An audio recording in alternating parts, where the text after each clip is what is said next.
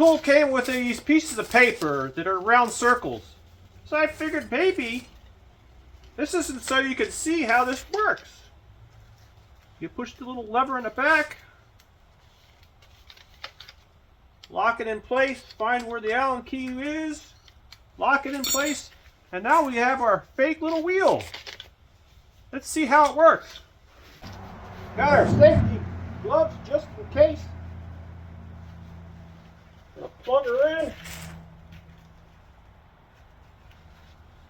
Now this guard spins around one direction, but not the other.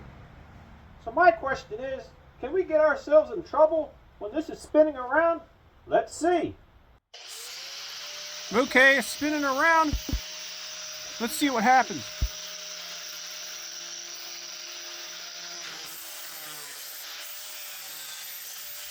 Holy crud! The guard came completely off.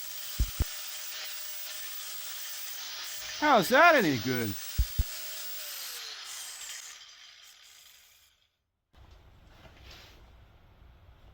I think it's a down.